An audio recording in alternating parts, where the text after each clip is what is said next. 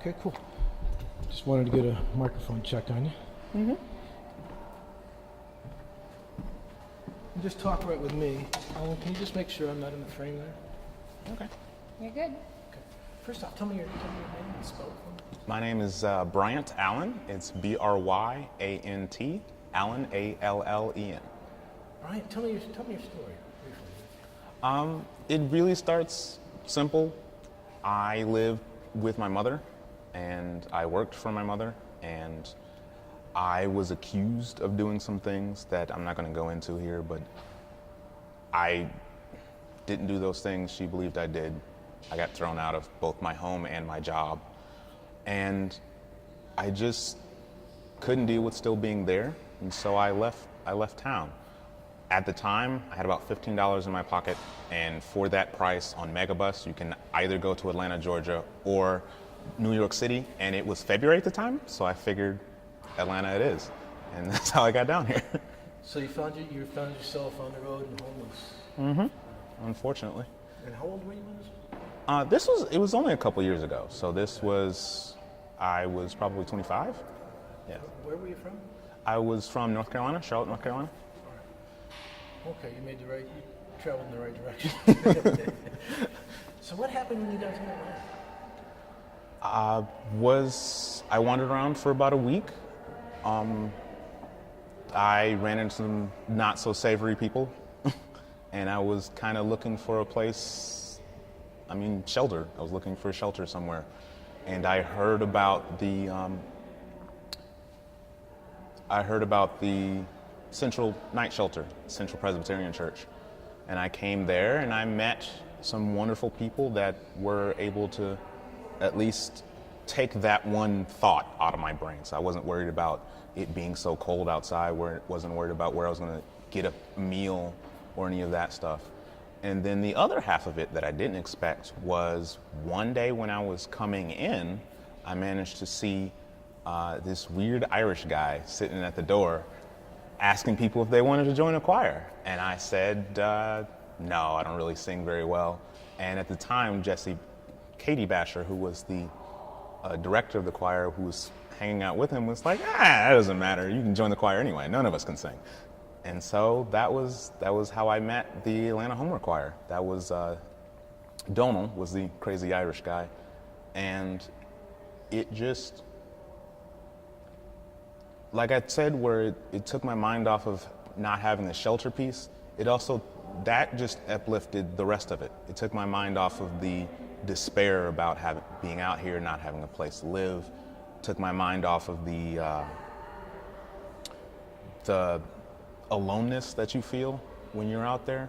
There's a lot of times when you're on the street and, maybe you're sitting on the sidewalk, and of the 12 people that walk past you, one might say something to you, and that one thing might be derogatory. So you don't have a lot of friends when you're out there.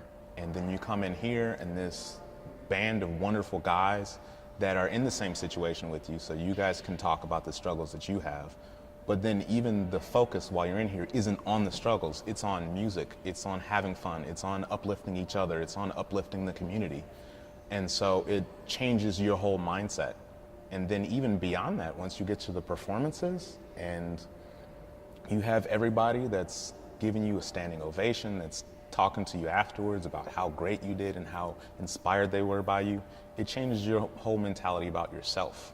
So once I did all of that, then it was a lot easier for me to go to, say, a job interview and not be depressed and not be, downtrodden, and say to that interviewer, I deserve this job. This is what my qualifications are, and I'm worthy of this. And that was about 2 years ago, and now I am the district baking manager for Einstein Brothers. So I've come up a fair bit. Would you say that you just came into town, didn't know anybody, didn't have a job, didn't have a place to stay?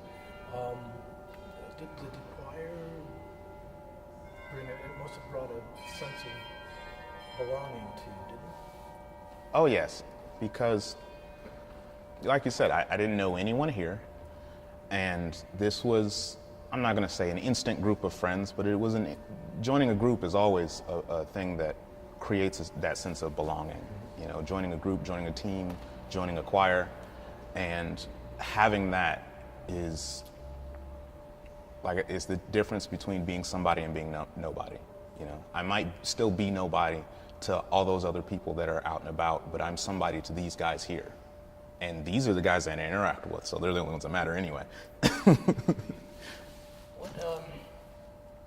about telling us your favorite memory from, just the thing that stands out when you think about the choir?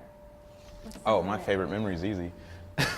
So, not only have I been on the choir, but I've been able to serve on the executive committee, so helping out with just some of the leadership roles of the choir. And one of the things that I got to do was I got to go to Renfro Middle School just to go and talk about the choir. And I went through, we did 3 sessions that day, and I went through the first 2 sessions, and it was just basically what I'm doing here, sitting and telling my story.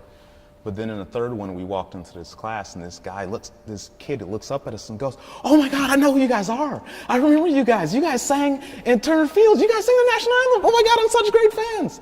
And that, not just at our performance, but just going out somewhere and meeting one of our fans just essentially on the street, that's an awesome feeling. That's always going to be my favorite one. Yeah, it must be incredible. Oh yeah. So briefly, how has the homeless choir changed? It has. Or homeward choir. I'm sorry, pardon me. No, that's an interesting one, because we did originally start off as the homeless choir. That was the original idea. And it was actually during the first practice that we came to Dono and we're like, we don't like that name. That's not who we are. That's not what we're about. And so we changed it to Homeward specifically because we are moving toward home. That is our goal here. That's what we want to do. And I'm sorry, I glossed over your actual question. That's good. No, that's good.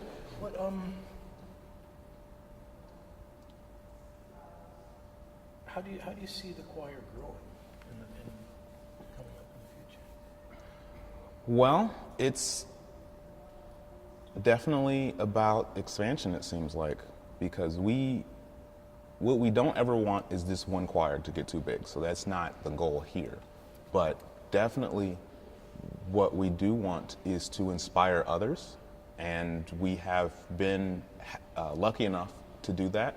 And there have been choirs that have popped up all over the country, and not just all over the country, but we also have gotten to the point here where we've decided to start a couple new choirs, and we are going to have a women's choir as well as a children's choir. It's going to be this year. This will be our first year doing those, so we'll see how that goes. All right, real quick, just tell me your name and introduce yourself to me, and tell me your story in the elevator situation, the elevator introduction. You know what that is? Yeah, I do. Hi, my name is Bryant, and I found myself, in Atlanta with. Okay. And just tell me in a brief, couple of sentences, if you can. Okay.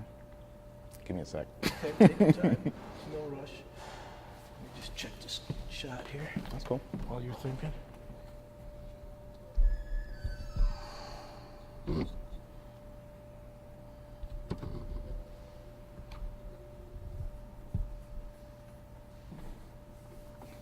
Okay. Hi, my name is Bryant Allen. I'm a 29-year-old kid who came from Charlotte, North Carolina, to Atlanta, Georgia. And when I came down here, I found myself homeless. I was lucky enough to connect with the guys at Central Presbyterian Church, and they invited me to join the Atlanta Homeward Choir. After joining the choir, I gained some great friends. I got inspired to get my life back, and I'm now no longer on the streets. Sweet. You in touch with your mom again? I am, actually. What do you tell her about this? We reconciled. Obviously, we had our disagreements, and we're better now. And she loves that I'm involved in this, and she has not yet been able to make a performance, but she should be able to this season. Oh, that'd be awesome. Oh yeah. Anything you want to add that I may have forgot? Off the top of my head. Okay, All right. cool, sweet. Hmm? Brian, thank you. Thank you. Let me get you on the wired shirt. Oh yeah. I don't need to take this home with me. No, you don't. You need the other part.